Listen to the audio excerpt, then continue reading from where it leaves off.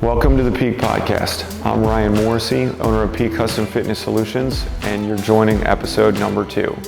Today I host Alen Keshishian, who's been a long-time Peak client of mine. He's worked out with us in Peak since we opened back in 2010, and I even knew Alen a few years prior at another gym location where he was a client of mine training for high school and collegiate sports. So Alen, now 27, working in the corporate world, is still kicking butt in athletic performance, in adult fitness, in weekend competitions.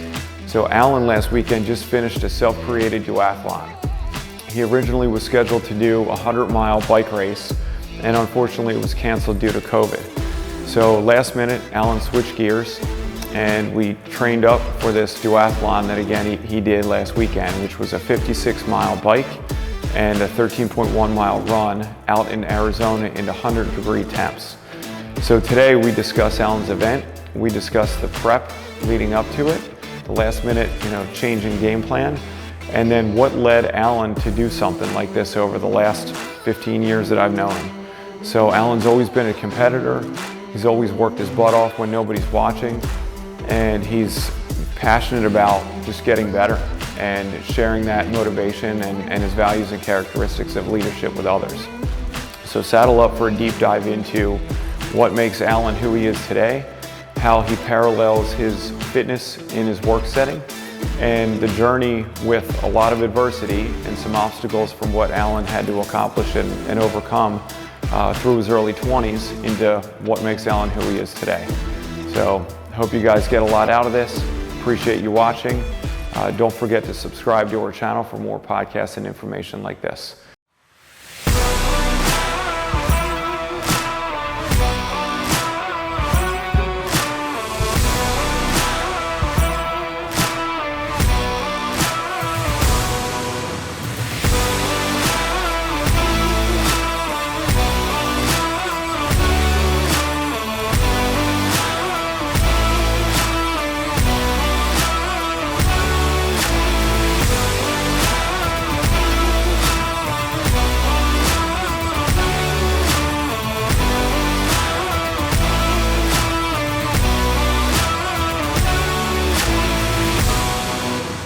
Welcome to the number 2 episode of the Peak Podcast. Thanks for hopping on today. Appreciate it. Thanks, Ryan. Excited to be here. I really am. I know you're a competitive guy, so I know you're number 2, first loser. I hope that doesn't offend you. I'll use that as motivation at some point. There we go. All right, cool. So I want to dive into a bunch of stuff today, but we're coming off a crazy week for you. So you're out in Arizona right now. Been living there for the last year and a half. Obviously, we're on East Coast. We've been keeping in touch. You've been a client with us for a long time and a training partner and a friend. And we've experienced a lot of stuff over the last, really, it's probably been 15 years, 12, 15 years, right? So you're in a different place in life than when I met you. And obviously, you've had a number of different things that you've overcome, different levels of work, watched you go through school, competitive sports when you were younger. Now, in your adult, finding your competitive niche here and continuing to seek out different things that just give you some goals. We've got a lot to talk about. But recently, our big event was something that was unplanned as of about 2.5, 3 months ago due to, implications from COVID. So for our listeners, do you want to dive into what our initial event was or what you were planning on that you had as a big goal for you? And then how we had to, make a hard left turn last minute and find something that was equally as demanding. Yeah, absolutely. So to kind of start from the very beginning, last year during the pandemic, as we were talking and you started cycling, you're like, hey, Alan, you really need to get a bike. And, went back and forth. You started talking about the value of having a bike and you broke it down for me. And I was like, let me pull the trigger. Mm-hmm. It's an investment at the end of the day. So I picked up the bike and started riding. You started planning exercises for me. And long story short, I really started falling in love with it. And I could see myself getting better and better. So fast forward a year, I come across a race here in Tucson. I believe it's called Tour de Tucson. It's a 100-mile event. And I hadn't even, at that point, when I decided that I wanted to do this, I hadn't even biked more than 35 miles in one sitting. So that was my max. Way to dive in. What's that? Way to dive right in, right? Yeah, just got to dive right in. This is a 100 miler. Get it on the calendar, and put this right in front of you so you can keep kind of preparing for it. So we had a conversation, and so I was like, I really want to do this, and I want to get this under my belt, And so have a gravel bike too. It wasn't even a road bike. So I was like, you know what? Let's throw it in front of me. Let's knock this out. Long story short, I get a notification that the event is canceled. And so I have an option to either just do this by myself, which we discussed, maybe I just go and do it. But with given the distance, the stations and having logistics, it would have been a little bit more difficult. So we turned gears and we decided to do a duathlon, 56-mile bike ride, 13.1-mile run. And that was about 2.5 months to kind of prepare for it. So we hit the ground running. Yeah, for sure. Yeah, it was kind of a last minute change, right? So to kind of set the stage, first of all, prior to training for the bike race, which wasn't that much time, when you think about most people that do a century ride, they've been riding a bike longer than a year, right? Yeah. They've probably been doing it for more like a decade or more. Yeah. So you dove in, you're riding a gravel bike, for God's sakes. And you're in an area where you haven't really biked yet, just kind of moved across the country. And then when we had our transition into, the idea to replace the event, you hadn't really been running that many miles, right? So we went through phases of running before, but you were in bike mode to get ready for this thing. And you were only running between 8 and 10 miles a week. And then you remember when the thing was canceled? So the race was planned for May and it was canceled in like March or April. I mean, it was kind of last minute. Yeah, it was pretty close from what I remember in terms of I went out and checked and everything. I was preparing to do it. And that's when I reached out. I was like, wait, I just found out this thing's canceled. Yeah. So yeah, I mean, it was very short notice, at least for myself, to realize that I needed to change gears or I just need to do this thing on my own. But at the end of the day, I just wasn't going to take something off my calendar. We were prepping and it was kind of go time. So we kind of switched gears and said, all right, we need to throw in running if we want to make it happen. When you train for something for a year and you dedicate, the energy and effort of getting up early in the morning, grinding out in the Arizona sun, right? Scheduling time, taking away from social life and all that stuff. Last thing you're going to do is get rid of that. And, the people that know you know that you value the challenge and the prep and the adversity and sacrifice that comes with big goals more than you value the finisher t-shirt or medal. Like that stuff, I don't even think you have one in your house from all the races you've done, right? It doesn't matter to you. Yeah. So it's the journey that matters. So we threw out something big, tried to fast track the run prep. We talked about it being right on the edge of, is this safe? And we don't want to ding up knees, shins, feet, any of that kind of stuff. But we need to make sure you can still survive it. So this past weekend we had it, right? The week before the event, what were temps out there? Yeah, the week before the event, we were in 115s. I mean, the heat was starting to crank here in Arizona. And actually we talked about even before, we were like, hey, this is going to end. We're going to do this at the end of June. The heat is going to be one of the things you're going to war with, if not the biggest thing you're going to war with. Yeah. Being able to complete it, we'll figure out a way to complete it. And then we move to phase 2 on trying to do it at a really good time. Mm-hmm. But at their phase 3 is making sure we figure out the time to do it, or else, with the event set up, the last part of the run is in the hottest part of the day. Yeah. So your legs are the most tired, where you're just breaking down, your fuel energies are just going to an all-time low. You're in the middle of the hottest part of the day. Yeah. So that was the big thing. But yeah, temps were 115, climbing down to 109, kind of back up. Race day, I ended the race, at 109. So that just kind of gives you an idea. Yeah, it really feels like a sauna, to be honest. There's no other way for me to explain how it feels. Humidity is one thing, and I don't want to take anything away from humidity because it feels miserable in humidity. But when you're coming to just pure raw heat, it feels like a weight vest is just on you, and it drains you. It drains the battery really fast. Oh yeah, for sure. And I mean, let's not get it twisted here. You ran a half marathon, right? You did it's a half Ironman minus a swim. So you're running a half marathon, and we didn't have enough time to get your volume up to the point where you're doing 15, 20 mile runs. So you're doing this half marathon, gassed from the bike, you smash the bike. We'll get into details in a second, but you're really doing like your longest run on race day. So not proven, and 109 temps, smash the bike, legs tired from the gravel bike and all that, right? You killed it.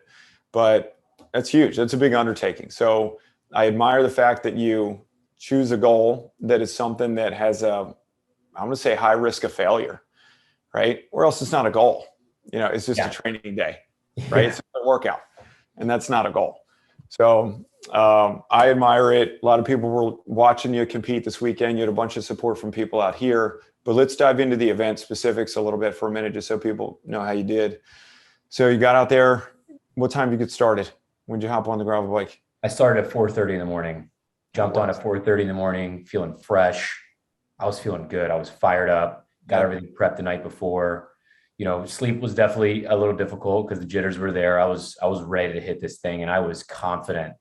And actually that training block before it, when we kind of ramped things down, my legs were feeling good. My bike was feeling strong. So anyways, feeling great. Started at 4:30 in the morning, kicked it off, and just nailed the bike. Probably the best bike ride I've had in my biking career, which is the past year. So yeah. So best bike ride I've had. And I was cruising, beautiful morning. The temps were great. It was almost like a perfect moment. Yeah. And there's actually something I want to highlight, which I don't think I shared with you while I was on the bike.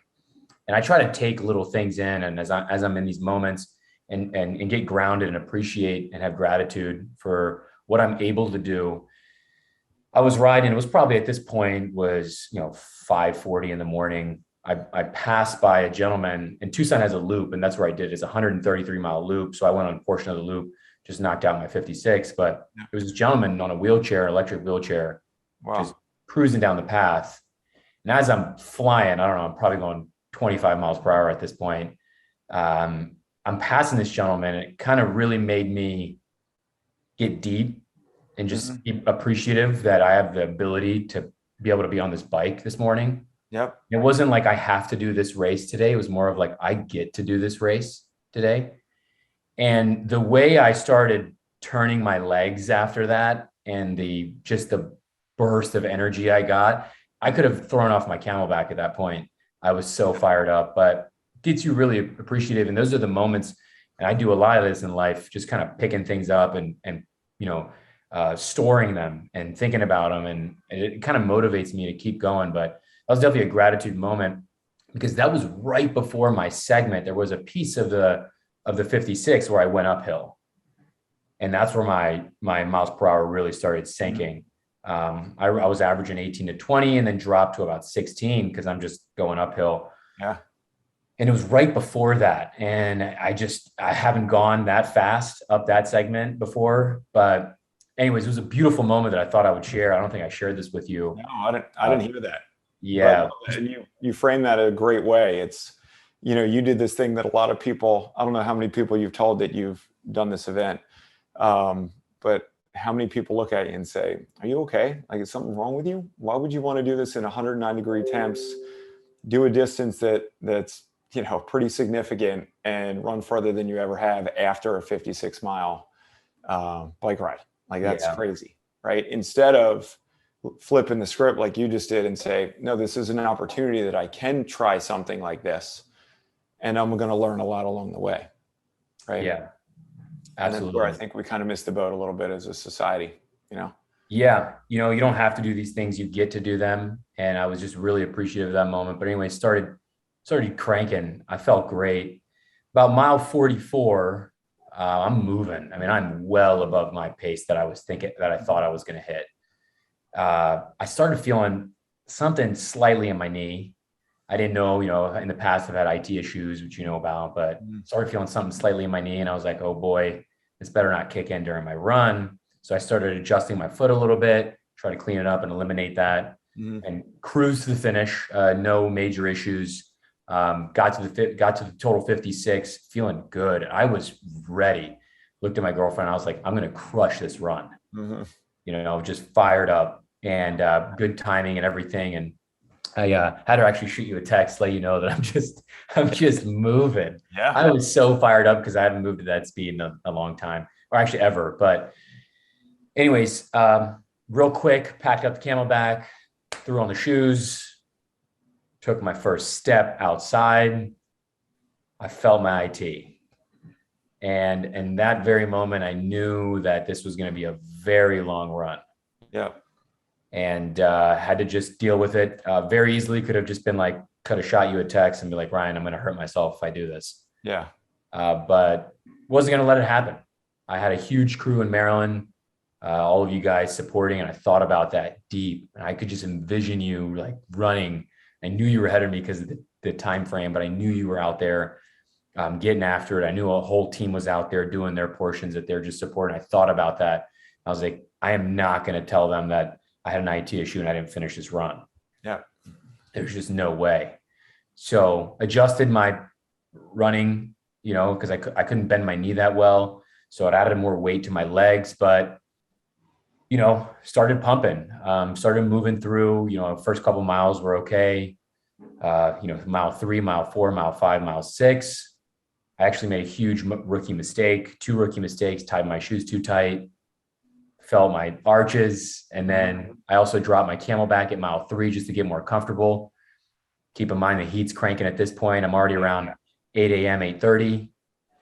And I dropped that Camelback and I just started declining. Yeah. And my paces started declining. It's really easy, Ryan. You talk about these things and you post these things and it's always a success story. It's always this story that, oh my goodness, he broke this record. Oh my goodness, he did this accomplishment. This was absolutely not one of those days. This was just not one of those days. That was a day where I come home and I look in the mirror and I'm ready to get back to work. Yep. Because I know I could have done better. I know I made mistakes, but guess what? I took a shot.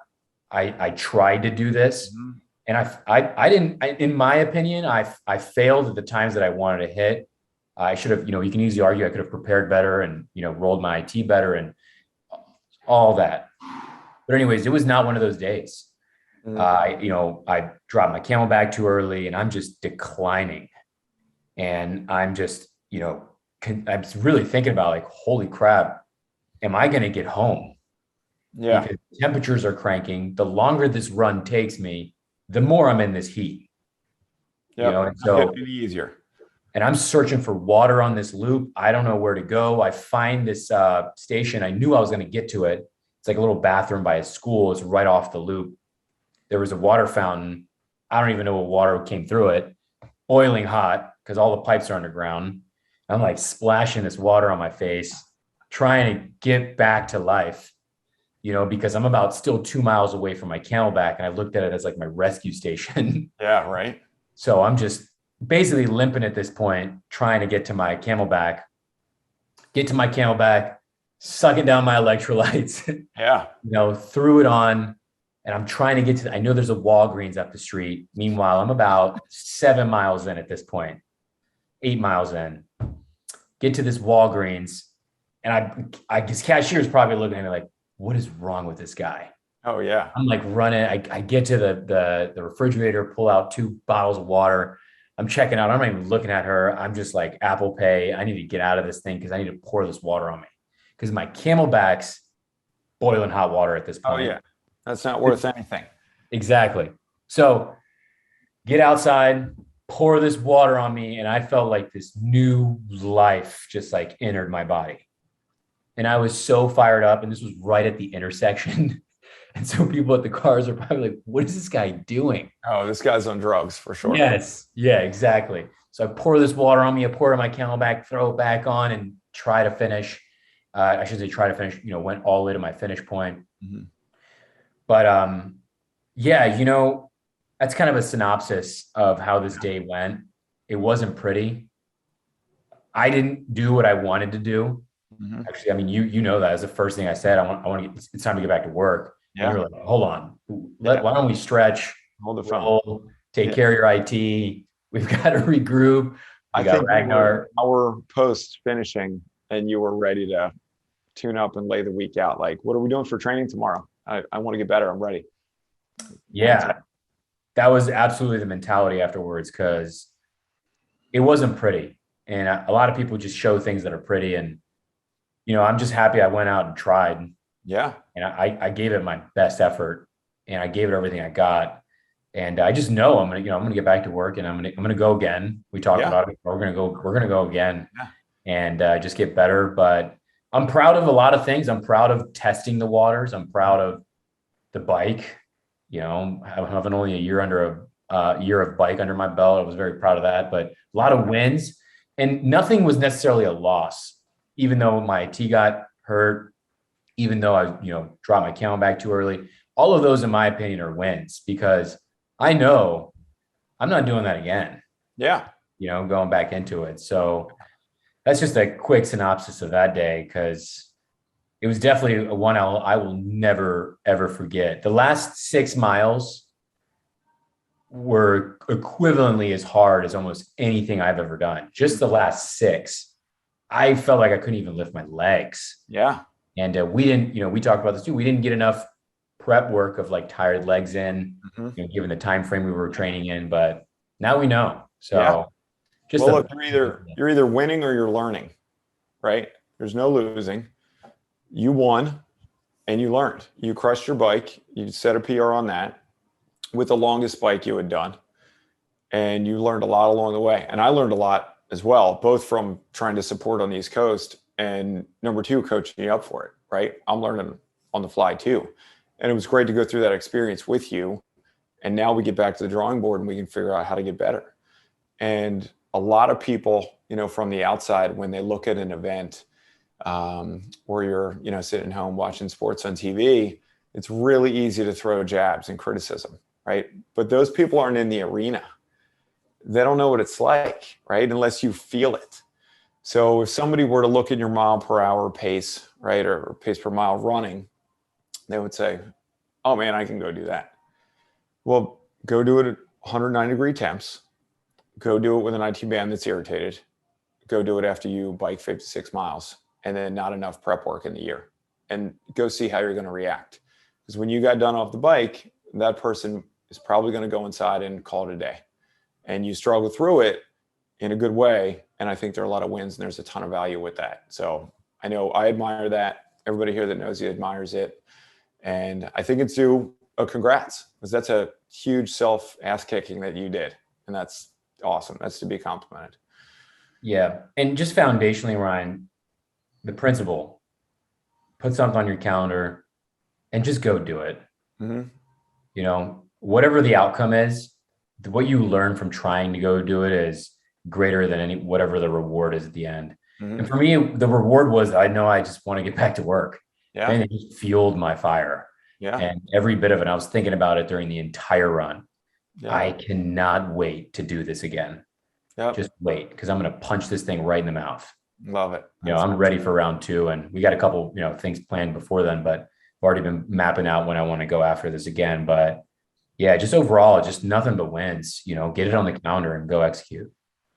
So there have been a lot of steps to get here to this week, right? And I'm not talking just fitness, right? I feel like this past week was the culmination of 15 years that I've known you. And it's evolved into this, right? And the things that I hear you talk about during the ride and, the gratitude and the journey and the struggle and overcoming the obstacles and back to the drawing board, want to continue, right? Not lay down. That was too hard. I'm done. I'm never going to do anything like that again. None of that talk happens with you. And I've watched that develop since I met you when you were 14, right? And I was training you at Gold's Gym and you were playing high school soccer and high school lacrosse. I saw some of that in you, right? Tori and I were working with you and we saw that fire inside. It just stands out from other kids your age whose parents made them work out with us, right? And that has evolved and you've kind of figured out how to use that in multiple facets of life. So I want to go kind of back to the beginning and let's talk about a little bit of that journey and highlight some moments, some struggles, some wins, some learning experiences that got you to the point where, who in their right mind would just say, oh, I'm going to go do this thing, by myself, by the way, just so everybody knows. You did this by yourself. There's no start line. There's no finish line. There's no friends with you. There's no support crew. There's no aid station. There's no music playing at the finish line. You don't get a jacket. You don't get a medal. Only you and the people that I told knew that you were doing this. You're not broadcasting it. I broadcasted it for you because I think it's such a cool thing. That means a lot. And that doesn't happen with most people, right? So back to the beginning, take us back to high school, Alen. Working out, what got you into it? What was fitness like back then to you? Obviously a lot different than now. Pre-peak, right? I mean, I think you were like just out of diapers, eating baby food or smuggling protein. Yeah, pre-peak. So long story short, I've always loved sports, the competitive side of sports. There's always been this fire in me on the competition side. Just, had fun, played soccer, loved basketball, played lacrosse in high school. And I got into lifting, typical high school, just loved lifting weights, loved bench pressing, curls, squats. Oh yeah. Everything you can think of that just builds your frame. Anyways, I actually, I was at Gold's Gym and I saw you and another buddy of mine, John Ganos, and I saw, he told me he was working out with you because he was in the lacrosse community. And I was like, dang, I want to be as jacked as Ryan. So funny story. Anyways, that was my mentality. I loved lifting, and to put it simple, meathead. Mm-hmm. I wanted to be strong. I wanted to be one to hit you and knock you off your feet. Yep. And that was more of like my immature drive, I should say, at that moment. But, connected with you, and every workout I would go to would be a lifting workout, and every workout I wouldn't go to would be like a running or a drill workout. So field day ones, I always committed to the lift ones and not necessarily the field day ones, which didn't end up doing me well. Yeah, we saw that pattern. Don't think we weren't on to you. Yeah. Yeah. The attendance record showed that pattern. Yeah. The attendance was always great in the workouts, but not necessarily in the field. Oh. But always had the drive, had a good lacrosse team. I mean, a group there from different schools, from the St. Mary's side. And, currently today, Braden was in that group, which we'll talk about, who's in the obstacle course community now. But it all started there. I was just passionate about sports. Still to this day, I am. I always had this itch to just compete, itch to get better, itch to say like, I can do that and improve. It's a self-improvement. And, come to high school lacrosse career ended and didn't much. I don't know. I started lacrosse a little, I would say maybe a little too late, right at freshman year, 8th grade year. Mm-hmm. And didn't progress necessarily the way I wanted to. I think I ended up in a really good place, as I've learned and as I improved my stick skills and, athleticism, but didn't take it into college. And I think that's when, going into college, things kind of changed a lot for me. Yeah. Well, back to high school, I just want to highlight a couple of things real quick. And I think I got to dig up some footage. I think I have some footage of you training back then, but you went from, like a 14-year-old, typical kind of developing, freshman, sophomore, passionate about fitness, like diving in. But again, like every other high school male, it's ego grooming. You care about your pecs and your biceps, and that's about it. Right?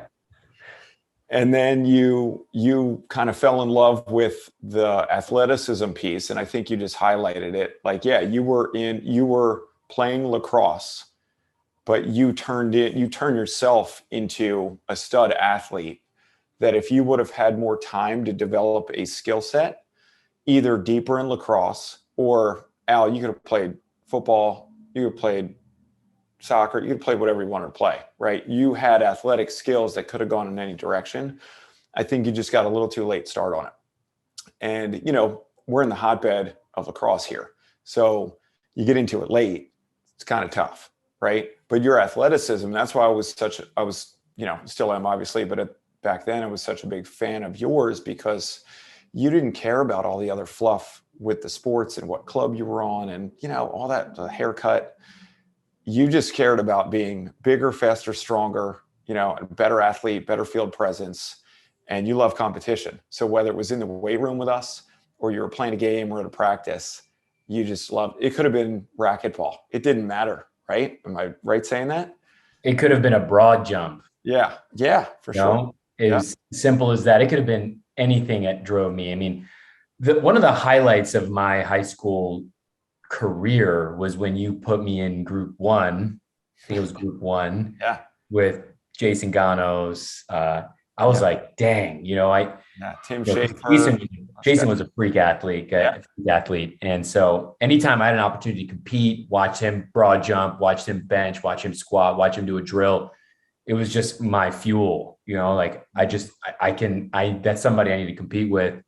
And that was like the real highlight of my high school career. If I could put one thing I think I got an achievement on was being able to, you putting me in that group, because it just drove me. But it was just the simple things, it doesn't matter what it is, it's just always trying to just find it, work towards it, improve, practice, and I've been fortunate because of my parents that I've had these things kind of embedded into me from a young age. So, everything comes from my parents, but then if you transfer it right into that room, it comes from you, always pushing me and challenging me and putting me in those environments that just challenged my mind and my physical state, that pushed me to those limits. But it was just that was a big part of my high school career, just being in those specific moments, because at the end of the day, it doesn't matter, right? Of course, everybody wants to win a state championship, but it's that work you put in right before you even get to that championship, and what's everything you've done. That's why I honestly fell in love with Peak. Yeah, that was awesome. And when we opened, so you did the transition with us, right? We'll call you a Peak charter member, right? So you were there when we opened our own facility. And just so people understand, what kind of an athlete we're talking about with you, when you started with goals, again, freshman, sophomore year, I don't know what you were, $140, soaking wet, something like that. Yep. And I remember you as a senior, you were $195 at, how tall are you? Are you 5'10"? 5'8". 5'8". Man, must have been wearing heels last time I saw you. So 5'10", $195, and we watched you squat 405 or 420 as a high school senior, right? For reps, not one rep max. Yeah, quite a transition over the course. That'll work. Yeah, over the transition to high school, that's pretty impressive. So yeah, when you went to college, and we'll get into that in a second, but when you went to college, I think Tori and I were sitting around like, what can we do with Alen? We have to find a sport for him. There's no way this guy can't be a stud athlete in something with his skill set. You were like a combine highlight, huge broad jump, vertical jump, speed, agility. Like, oh my gosh, we just got to find something for you. But anyway, is what it is. You went to college. I don't want to say we lost touch, but obviously we weren't working with you from the athletic side of things. So we'd see you every once in a while, like around town. What transitioned or did you lose some of that when you went to college? And, maybe life goals changed a little bit, environment changed a little bit, no more competitive sports. Where was your mindset then before you got out and kind of did the full circle that we'll get into? Yeah. And it doesn't really show, but, in my last year of high school, we went to the state championship for lacrosse. And when we lost, that hit me really hard. Stuck with me for a long time. I would say a minimum 3-4 years, kind of chambered how I really felt. Because it was I don't know, that one really hurt. And I don't know if it was because of the team. I don't know, because I just put in so much hard work, and maybe because I also knew I wasn't going to go play at college level, or at least didn't have, recruited by a top school that I wanted to go to. But that hit me really hard. And I would say I kind of got a little lost. And then plus you throw in the college scene. I went to AACC for a little bit, and all my other friends went to bigger schools. And so, you turn into this kind of social bug, and, you try to find ways to fill voids and have fun And I kind of lost a little bit of track of school, even though I was always a good student, have fun at school, but always a good student. But started losing a little bit of track in school, and all I was doing was focused on having fun. It's really what I did. And I don't regret any of that, any of that, because all of that is exactly the reason what kind of led me to where I am today. I had a great time, spent a lot of times with my friends, went to different schools.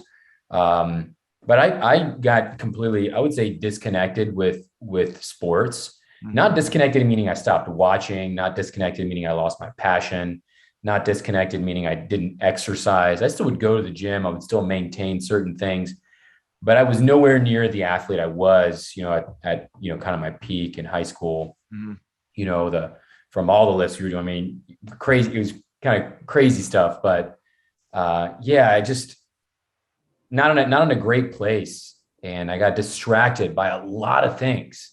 Young man, just kind of going through school. Of course, there's a lot of things in front of you that can distract you, and so that took about 2-3 years of my life, kind of just cruising. Yep. Not doing that well in school. Getting by. Progressing. I ended up getting into Towson. I went to Towson. I was at ACC for about 1.5 years, went to Towson, but my journey stepped in the fun journey, just kind of still was there. I had no desire to go play club ball. I had no desire to try out for the team. I thought about it, but I was like, no, I'm going to stick to school, even though it was just an excuse to have fun. So I went through that phase. And I think, a lot of people do. I'm just kind of opening up about it. I mean, I went through that phase where I just was like so focused on fun, very easily distracted, and disconnected with what my real passions were, until I started, maturing, to be honest. And so that was kind of the next 2 years after my high school, and kind of I don't want to say post peak, but my intermediary phase of your peak break. Yeah, my peak break. Yep. And so, I think a lot of it stemmed from that, unfortunately, that loss, and which kind of plays into a lot of how I look at things now. So, that was kind of the trigger, and everything kind of just went a little bit sideways, I should say. Nothing down, but just kind of sideways for about, I would say, 2 or 3 years. So went through college, back in the community working, right? At the time, in your early 20s. So along the way, right, I've seen you develop psychologically in a way that a lot of people in their 20s don't, right? That's why you're on this call. That's why we're having this conversation, why we have the relationship that we do. I see a parallel with you, with your circling back to fitness as a big part of your life and your work progress, right? And I want to dive into that parallel a little bit, but I feel like we need to start with the peak piece, and then we'll dive into the work piece. And you were on basically the same path at the same time, right? So we didn't see it for a couple of years, then circled back up, wanted to get back in it. A lot of people that were your age at the time had the same struggle, right? It's like, okay, I'm not in a competitive athlete scene. I'm out of school, getting a little older. Some people are still in the college mentality. Some people are grinding at work. Fitness isn't a big piece in a lot of people's lives when they're 24 through 30, and sometimes it drags on even longer, right? Yeah. So something brought you back, and then the way that you re-entered was definitely a memorable experience, right?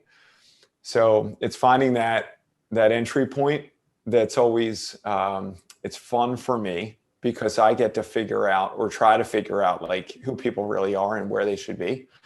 And as we do our new client intake, right, and we talk about all the physical pieces that everybody thinks of with exercise, you and I know that it's much more than physical, right? So I am not qualified to do it, but I try to do it like my on-the-fly psych eval, to know what somebody's brain is capable of handling as well as their body. And if we can match those things up, then that's a recipe for success. And I figured I knew where your brain was, and I knew what kind of fire you had inside you, so your invite back wasn't everybody's invite back, right? Or first day. Love this story. And I remember it like it was yesterday. You want to dive in? I'll dive in. All right. So to kind of give context, my junior year was really going into my senior was really when I started turning things around. Mm. And I can go deeper into that later on terms of how and why and the specific pieces. And, anyways, started maturing and really started putting my head down and executing school, work, and getting back into fitness. So I reconnected with you. It's like, hey, I want to come back. I want to, rejoin, whether you have some classes or anything. And you told me, hey, I got a really good class, this OCR class. It's for obstacle course racing. Oh. It's not easy, but I know you can do it. It's, at this day, at this certain time, come and join. So I was like, let's do it. Let's have some fun. Mm-hmm. Get to class. And I hadn't met anybody on the team. Everybody was, I would say it was about a total, you, me, about 4 other people, right? 3 other people. I'm sorry. It was Maura, Bill, and John. John, yep. It was 5 total. That was the original group. And you're the youngest. I'm the youngest. Yeah. So, but yeah, by a significant amount. I'm definitely the youngest by a significant amount. And I say that very respectfully because I'm going to go into that in a second. So you say, all right, guys, well, we've got to work out. You got to basically pick what you're going to carry with you this whole time. You got no weight vest, 10-pound weight vest, or a 25-pound weight vest. And of course, I'm like, oh, I'm big and bad. I got 25. Like, I'm taking the 25-pound weight vest. I'm throwing that on. And this is before you even told us what we're about to do. We're in the middle of the Indianapolis field, which then behind the field takes you into the woods, which there's incline running. Anyways, throw on this weight vest, and you start explaining the workout. Hey, so we're going to do 2 laps. Then you're going to go run into the woods. You're going to go down about 3/4 of a mile. You're going to hit a hill. You're going to do, I believe it was 5 hill repeats. You're going to run up and down 5 times. You're going to run back, get to the field. You're going to do push-up walks all the way to midfield. If you want to break, you can plank. If you don't, you need to start lunging all the way to the end of the field. And then you're going to run another lap after that. And that's set 1. Mm-hmm. And I believe we did that 4 times. It was a big day. I think it was a total of like 7 miles that day. Yes, it was a total about 7 miles of just running. That's not including the mileage of push-up walking or the mileage of lunging. Yeah. And it was just, that was arguably one of the biggest physical, mental beatdowns I've ever had. Yep. Why mental? A, I was not prepared for any workout of that sort. Hadn't even done anything remotely close to that. I was struggling. B, everyone around me was at minimum, I would say probably except you, almost twice my age. Mm-hmm. And they smoked me. And I will never forget how I felt, the amount of respect and appreciation I had for what they were able to do in their age and how hard they've been working. And at that time, I was 20, I would say give or take 22, 24, around that range. I don't remember exactly, but it was around that range where I was like, I just got smoked. And that was where it all started. That was completely where the fire reignited. The sheer amount of respect and appreciation for what they did. But as you mentioned, they're up here and I'm down here. And I'm like, I've got a lot to do to get up here. And I've got to start coming to class. Mm-hmm. That's step 1. And I was never a runner. I mean, the most I'd ever actually ran before that event, before that day, just that training day. It was just a training day. It wasn't anything special. It wasn't anything planned. It was just, hey, this is what we're going to do today. This is our class. But before that, I've only ran the longest distance I've ran was 3 miles. So that was something in my life I'll never forget, how I felt, the sheer amount of pain I was in mentally and physically, and just the level of respect that I gained for that team. Yeah, that was a huge day. I mean, that was a big, obviously, training day physically. It was a beat down. We were all crushed, to give you some credit. We were all beat down. To watch you, though, new to that environment, when you were halfway through and the wheels were coming off, and the look on your face, right behind like the gray ashy color that you had at the time was hilarious. But the fact you didn't quit, you didn't take the weight vest off, you got it done, you hung in there and you crushed it, right? Yeah, Mora, we were at one of the laps. Mora Yeah. came up, he was like, "You want to take your vest?" I was like, "No, you're not taking this vest. No, I am not letting you take this vest off of me. I'm going to finish this thing Yeah. and just wait till next class. I'm coming back." And right there is a great segue, because that's the difference. We've had, and we joke about it to this day, and you've been in classes and you've seen it, that class specifically, right? And I'm not saying it's the biggest, baddest thing on the planet. And there are people that are in better shape than us, and there are people that work harder than us, not trying to put us up on a pedestal at all. But it's a tough progression. And the people that are in that class have been in that class and have developed over 5 years without missing.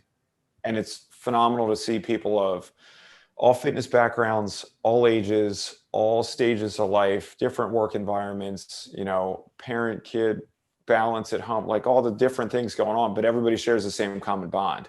And it's progressive, it's consistent, right? And it's find stuff that's hard that makes you better. And we all feel the same way about exercise, right? And other areas of life, but that's our opportunity to get it out and exercise. And it's so much more than just, hey, if you lost 5 pounds this year, are you ready for summer? Are you 10 pounds stronger in your bench press? I mean, that's like scratching the surface of what I believe in fitness is all about, right? And you experienced it with a punch in the face day one. But the difference is you came back the next week. And we've had a fair amount of people that show up for a class singular, and then after something like that happens, they're not going to come back. And not because they can't develop into the person that can handle that class. It hurts everybody, right? I mean, it's not like I was having a full conversation with you as I was running next to you. I was struggling too. But they can't handle the ego shot that they took.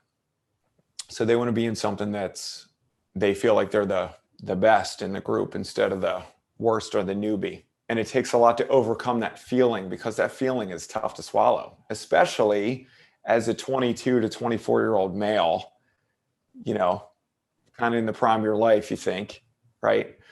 And that's what was different about you. You came back next week and we started our, I'll say recent journey over the last, 3, 4, 5 years into what brought you to this weekend, So after that, I think that opened up your eyes to, one, what fitness can be, two, kind of the mental, psychological journey that you've gone through and embraced, right? And taken into other areas of your life. But three, to see what else is out there, for what can I dive into that's still competitive, that's going to make me care as much as I cared about high school lacrosse, right? And how can I come back from, hey, we lost the state championship, and a lot of people hanging up because they don't have anything else to ever do again. You found something, and you continue to make up things, or we brainstorm on things that give you that same kind of feel. Am I right? 100%. So after that, what did we get into? It turned into some 5K races in town, Ripley race, right? It's kind of your first stab. Yeah. Yeah, we did some 5K races, but I think to kind of start even before that, I realized really quickly that I wasn't just joining, an OCR group to prepare for races. I was joining this team, and there's like certain standards that come with this team. No excuses. You show up, what's on the board, you finish, you move on, you come back, you keep going, and you support each other, you push each other, you improve each other. So it was more of like this buy-in to this lifestyle. And that is what started carrying me into these races, right? So then we got a couple 5Ks under the belt, did really well, the Ripley race, and kind of going into my very first attempt, which was a Savage race, obstacle course race. And here's the unique thing about obstacle course races. in life, I feel like it's very common, or it's like the normal thing to do, where you try to find the path of least resistance, right? You always go where there's less things in your way so you can go faster. And I think that's why I fell in love with this OCR class, because all we would do is brainstorm what we could put in front of us. Mm-hmm. Whether it's a certain mileage, whether it's a certain vertical climb, whether it's a certain rope climbs. I mean, any obstacle you can think of, and then you go take it right in these races is the same concept. Is I'm going to try to put 33 things in front of you before you get to this race, get to the end of this race. Yeah.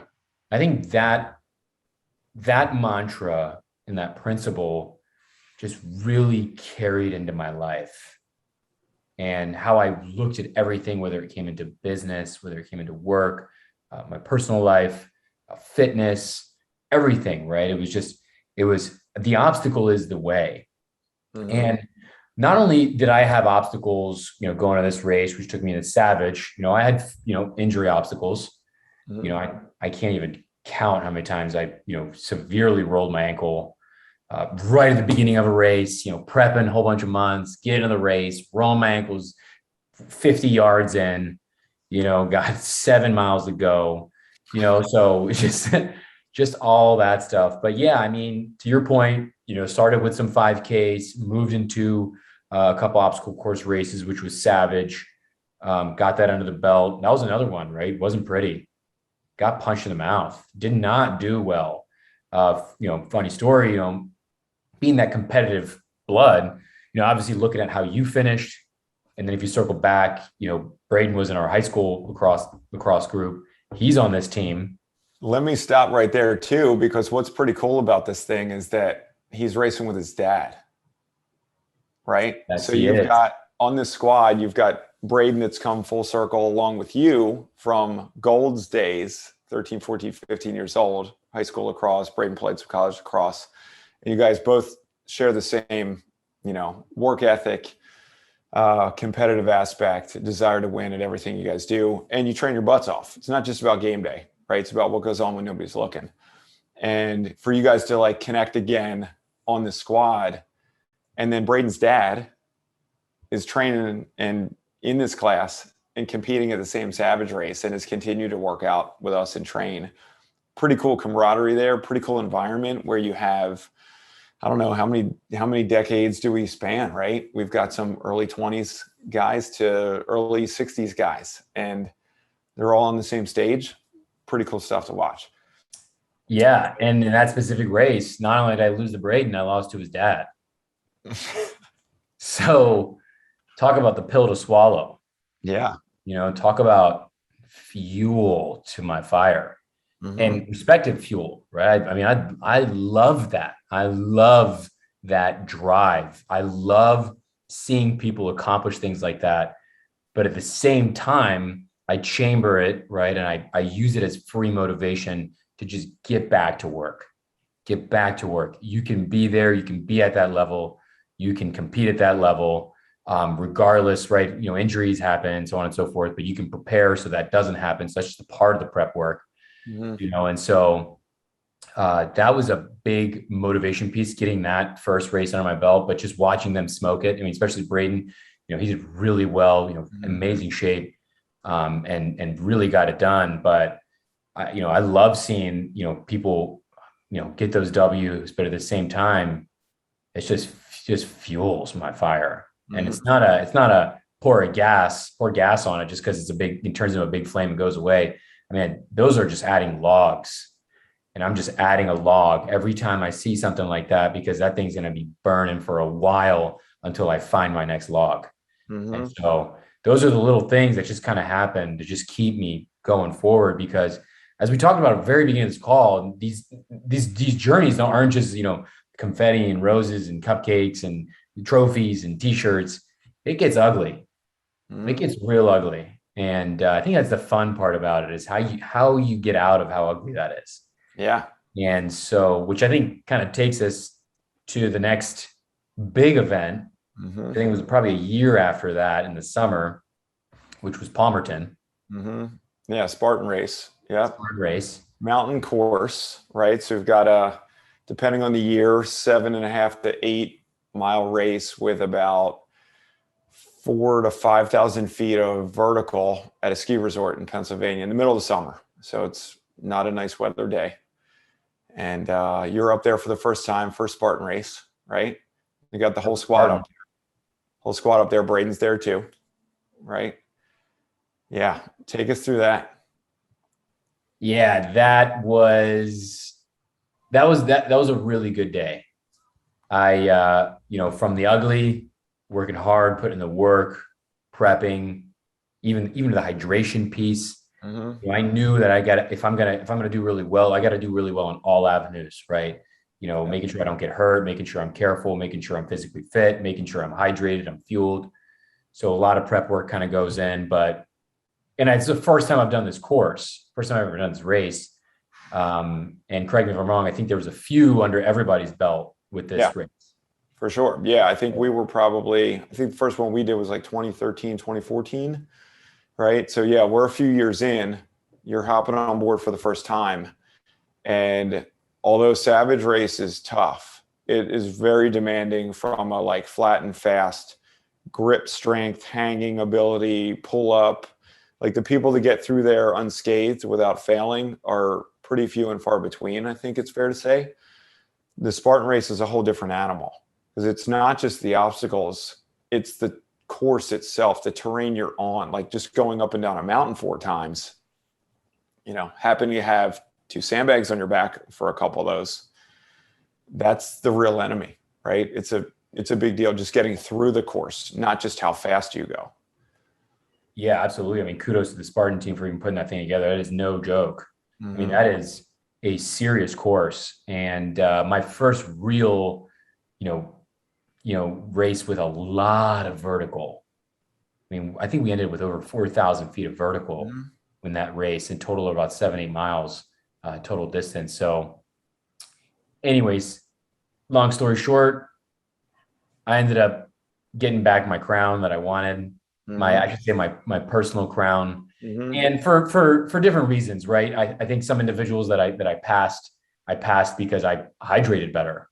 Yeah. I didn't necessarily, out physically fit them or outrun them. But at the end of the day, with all prep work in mind, I did what I needed to do and I executed on that day. And that was one of the biggest wins I had in my, in that time frame, ever. Really. Yeah. That was my first really big win.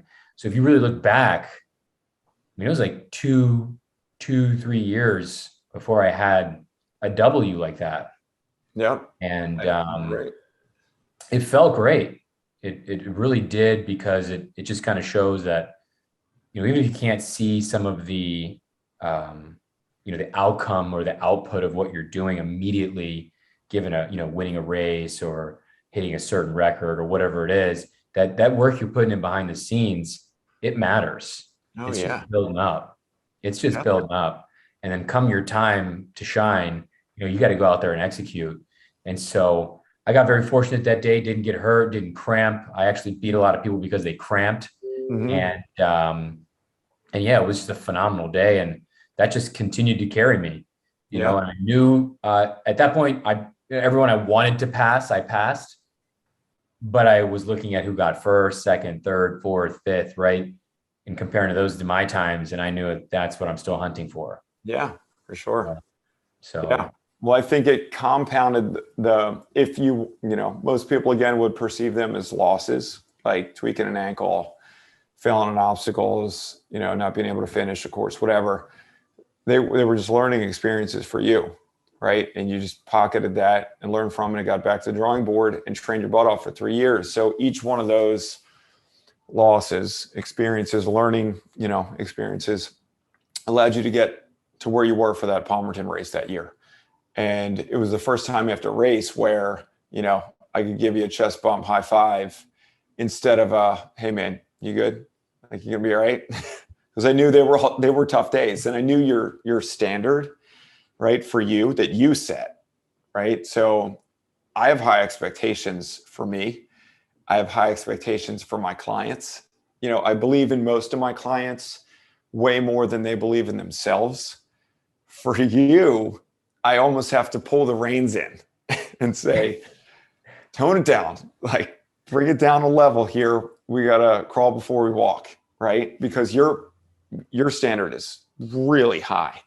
So to have that day where you crushed it and did really well and checked all the boxes, and look, that's racing, that's competition. You mentioned hydration, whatever the reason is, all of those things matter and they factor into success in any given day, whether it's Sunday playing football, state lacrosse championship, obstacle course race, 5K training session, whatever. We self-sabotage unintentionally all the time. And you didn't. And the stars aligned and you had a huge day. And not only did you have a huge day in the race, but post-race, we're all suffering from heat stroke, right? People are up on that course for 4, 5, 6, 7 hours and just losing it. We're all trying to hydrate, get our legs back to life. And we're walking out of the vendor area. And there's an Air Force recruitment vendor, right? And they've got a pull-up bar set up.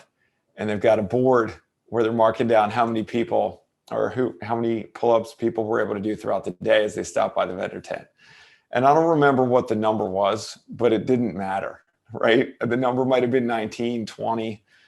So you come over there in your khaki shorts, maybe a beer or two deep after the race, already blown out, and you smoke, I don't know, was it 40? It started with a 4, 42, 44 pull-ups, just absolutely dominated it. And these guys are just like chomping at the bit, like, come on, let's go, get in the Air Force, sign right here. Yeah, they were trying to get me to sign that paperwork pretty fast. Oh yeah, watching you do that was pretty cool. That was a win, and just something funny to watch after a big day for you. So yeah, it was great to see. That was a huge day, huge comeback from a couple, perceived losses. And then I think you went on to I don't want to say bigger and better, but just different challenges too, right? So we had a Ragnar relay race as a team concept versus an individual concept, which is pretty cool, brings a different experience. I want to touch base on that. Something that the whole crew shares too, which I think you've had a couple memorable experiences from these. We adopted the concept of the misogi, right? So the ancient Asian practice of doing things that have an extremely high risk of failure to refocus your mental thermostat for the next phase of life, right? And the bigger the misogi and the bigger the challenge, the longer that feeling lasts. And you hit the nail on the head a few minutes ago where we're talking about most people in life look for the path of least resistance.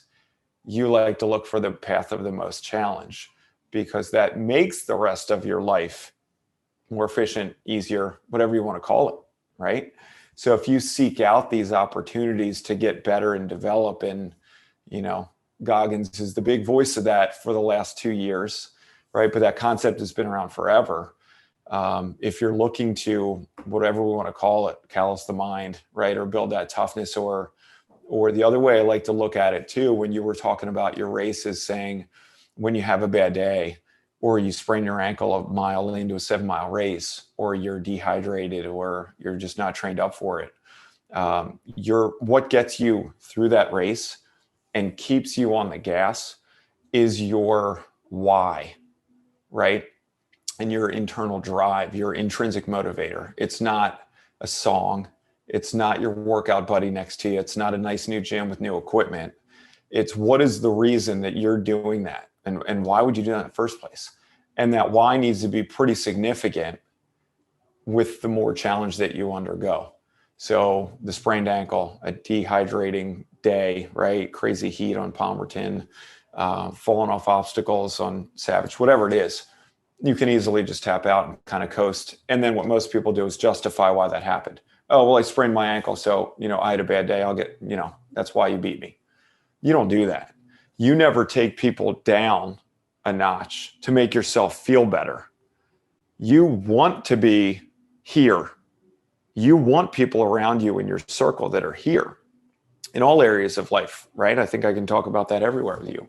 So it helps lift you, and you want to see them do well, and everybody wins, and you grow together.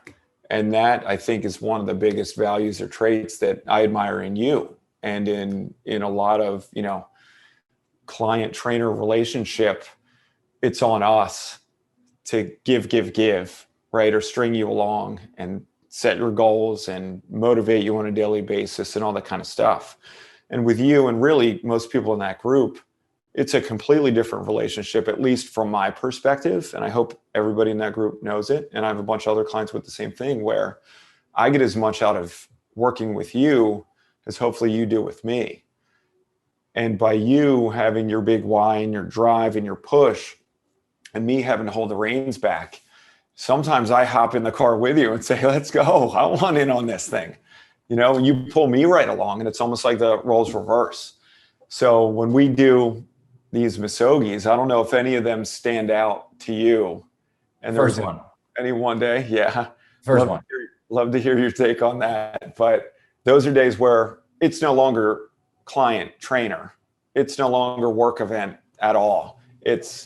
We're in this Sufferfest together, and we're both going to grow today, and we're going to get each other through it. So let's go.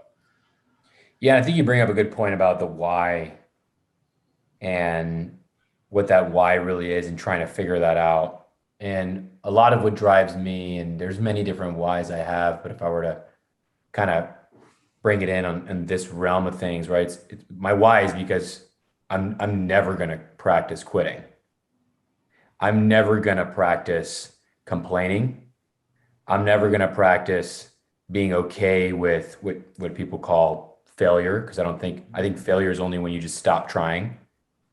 Those are my whys, right? I'm not going to just give up. That's not my mentality. Life brings a lot of things in your way where you don't just give up. You don't just stop, right? You keep going and you start figuring things out. You make mistakes, and with every mistake, you have an opportunity to make two. The first one is just a mistake. The second one is a mistake is not picking yourself back up and going after it again. And my why is just to be the person to just not practice those things.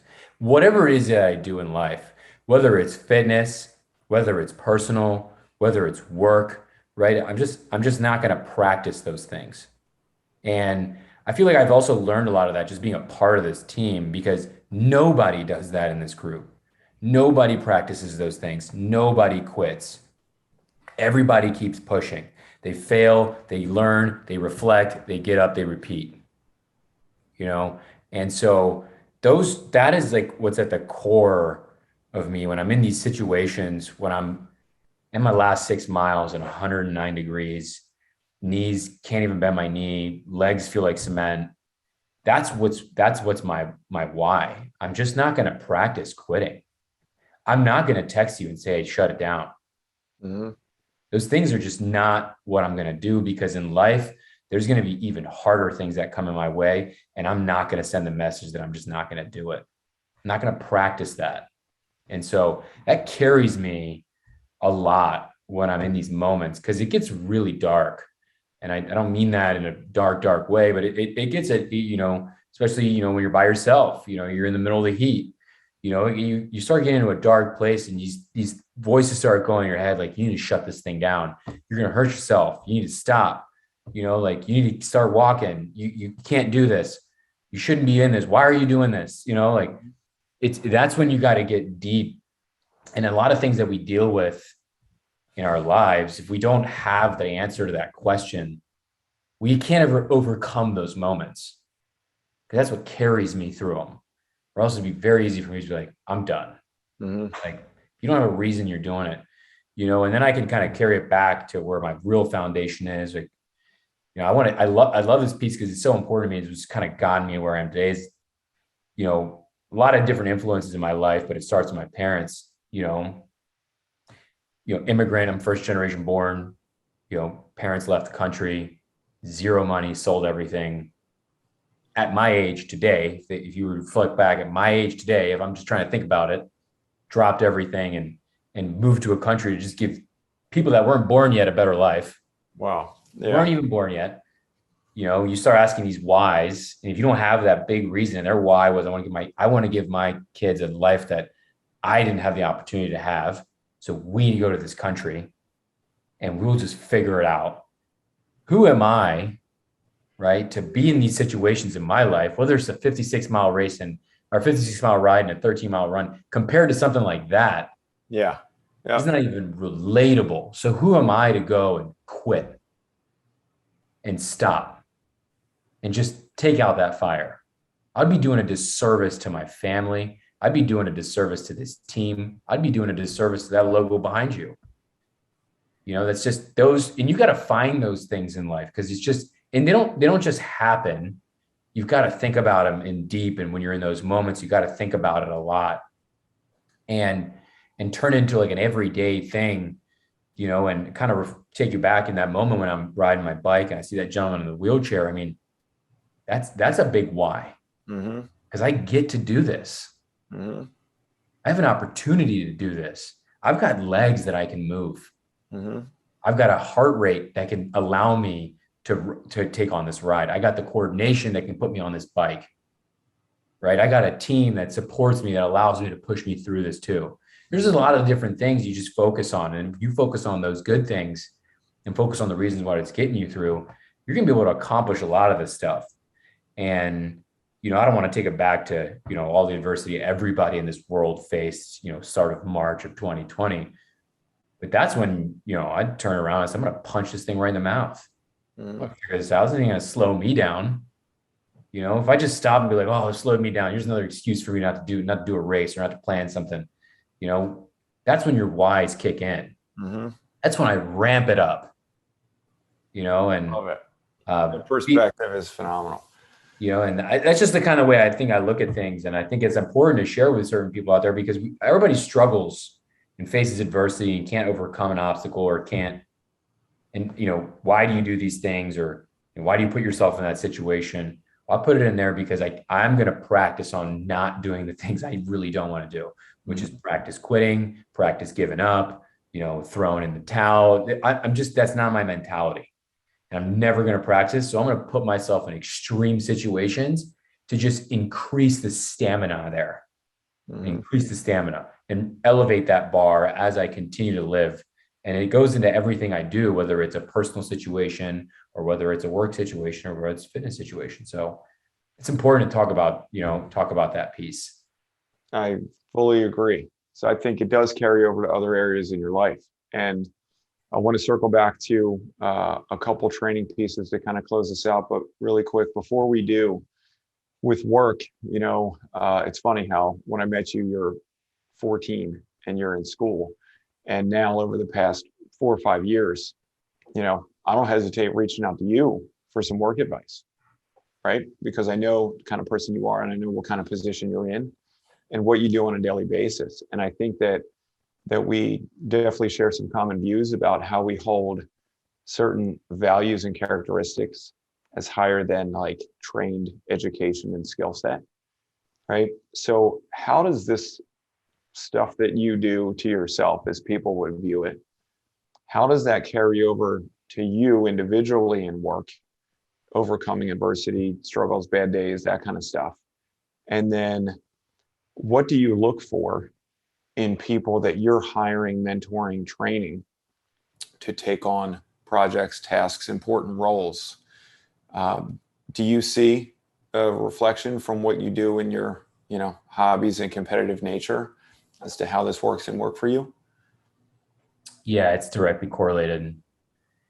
What I've learned from, fitness carries into work, and what I learned from work carries into fitness. And it's just like intertwined. I think in life, there's a thread that just runs through everything, and what is that thread? And you got to kind of come down to some of the core values of what you look for in people, right? And I'm a big advocate of, I don't ever want to, spend time with someone or let alone, work with someone that is a know-it-all. I want to do it with someone that's a learn-it-all. Somebody who is going to consistently just kind of push themselves and have the integrity and the discipline to the craft, to the team. And these are the little things that I've also picked up on as you being my mentor, you leading this team, how you communicate, what are the standards in which it means to join this thing and be a part of this. And you break those standards. You're not going to be, I say this respectfully, but you're not going to be accepted into this group because it's just not who we are. And that's okay if that's who you want to be, but not in this group, not in this team. And so a lot of that is carried with me and what I've learned from being a part of Peak, because it is a foundational component of my life. I mean, a foundational component. You can't build a house without foundation. And it is one of the pillars in my life. And there's not that many. It is one of the pillars that has allowed me to kind of continuously build upon. But the values I've learned from, fitness and from this team and from, you and the organization is carried directly into work. I don't necessarily look for somebody who has the skill set. I don't necessarily look for somebody who's the highest IQ. I'm looking for somebody who's going to go into war and is going to do whatever they can to win and whatever they can to accomplish what they put their mind to, and do it with integrity, and do it with trust, and do it with passion, and do it with respect. And so all these things, I first kind of carry it and I chamber it in myself and self-reflect and say, make sure you're the person first.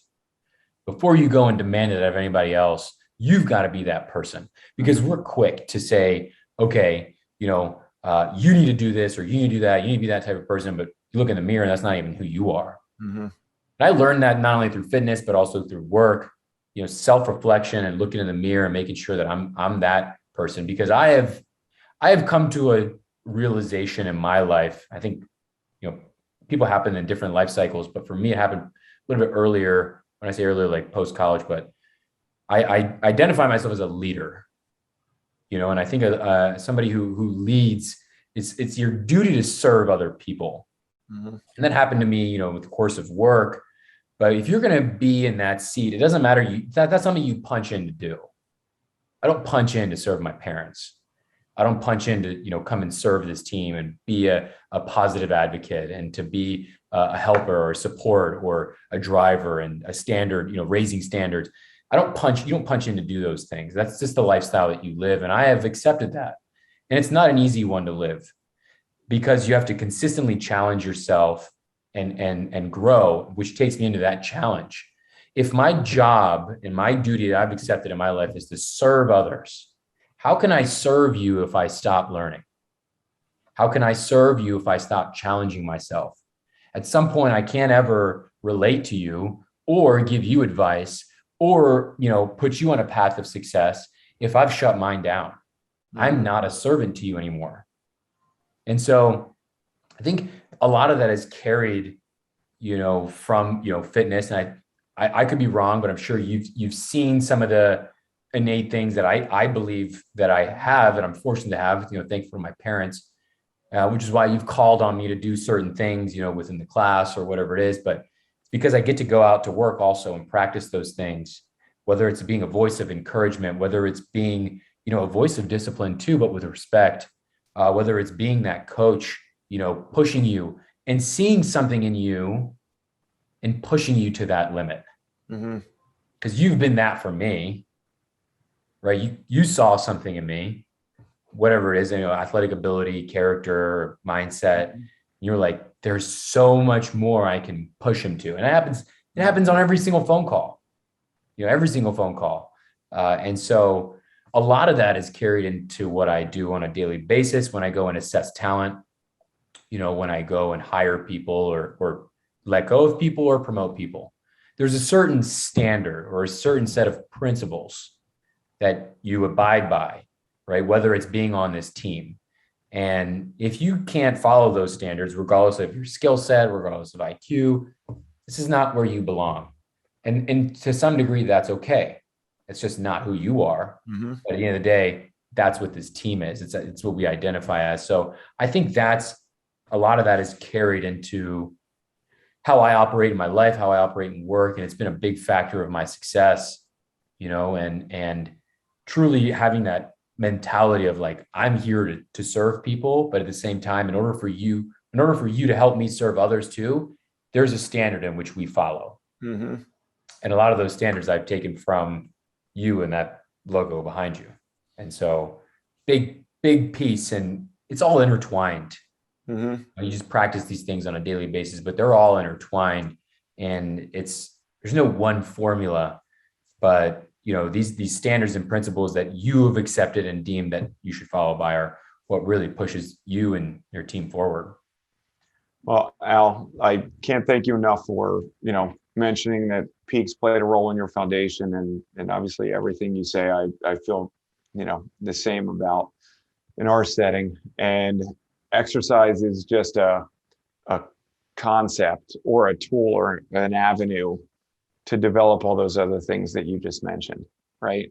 And when people pick up the phone and call us, or we talk to a prospective new client, and it's so hard to even start the conversation. I struggle with that because it's not, yeah, come in for private training one-on-one and we'll do this, and sure, we'll help you lose weight and we'll do some nutrition. There's so much more there. They're just not ready to hear it, right? So like your speech just then, I want to run through the wall right now and go accomplish something huge because I'm so fired up hearing you talk like that. But people aren't ready to hear that day one of an interview for a position that might not be related to them, or they don't look at it as an opportunity to develop themselves, their skill set, change their mentality, build their why. They're just not there yet.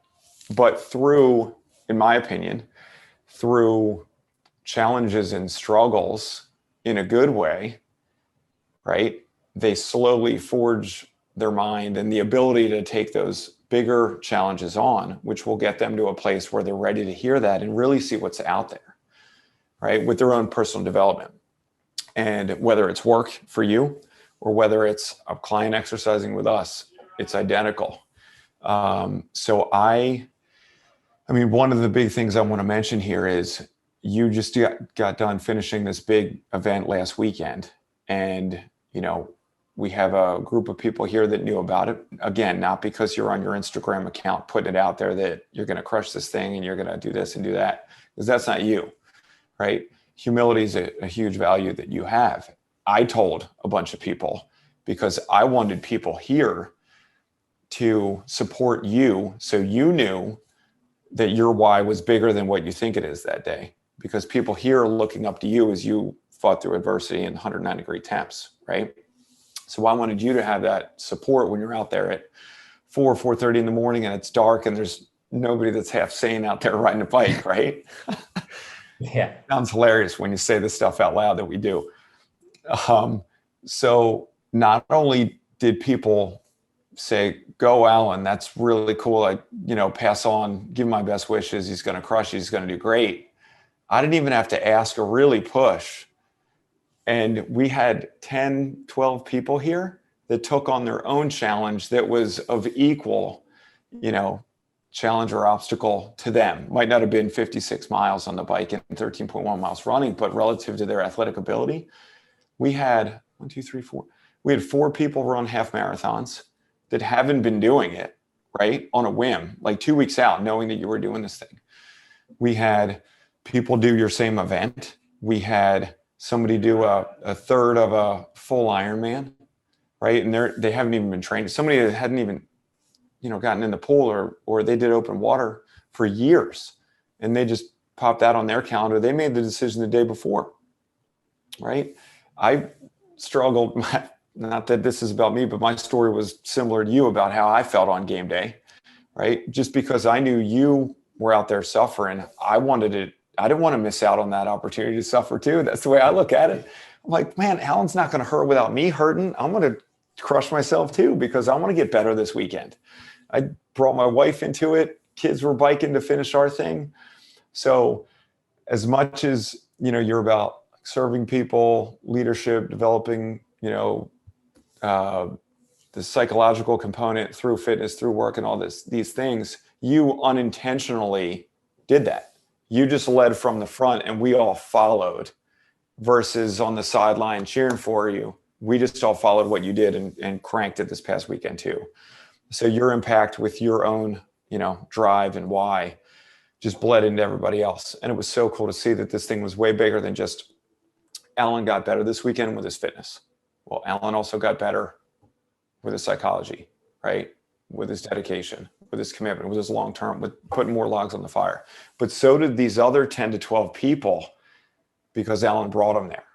And I mean, that hopefully means something to you that's as much as what that bike race meant to you. And that's what's just so cool. And the family that you have to call it a family, because people that think this way and do this kind of stuff are people that you want to keep close to you, and those are the people that you want to work with, you want to communicate with, you want to race with, you want to train with, you want to stay in touch with, and just absorb, because it just builds momentum, right? And I think the more people that we have in this inner circle, we'll call it whatever, the bigger the drive gets. And not only are you pushing yourself and welcoming a little bit of suffering, but you don't want to miss out on that opportunity when other people are doing it too. And that's what's just been so cool to watch you develop since you were 14 or 15. And it was in there back then. We just didn't know how to get it out. We were trying to figure out a way.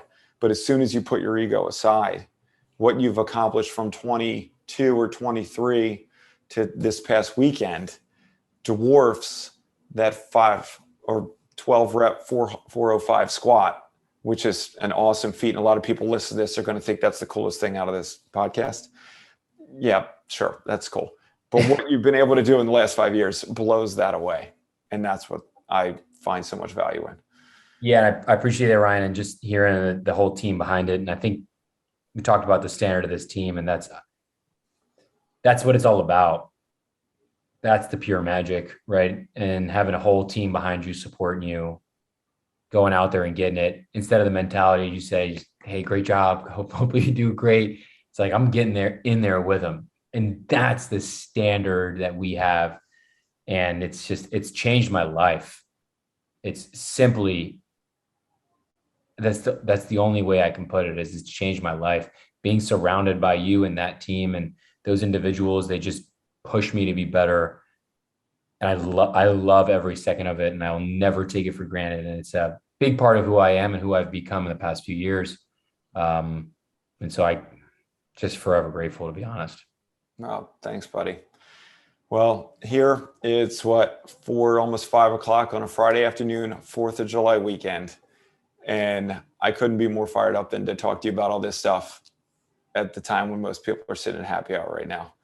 So I appreciate you coming on, taking time out of your day to talk about what you just crushed, what you learned from it, and what you've done over the last 10, 15 years. And hopefully a lot of people get fired up from what you're talking about. And this isn't just an extrinsic motivator, but they can find their why and put another log on their fire and figure out where to go from here.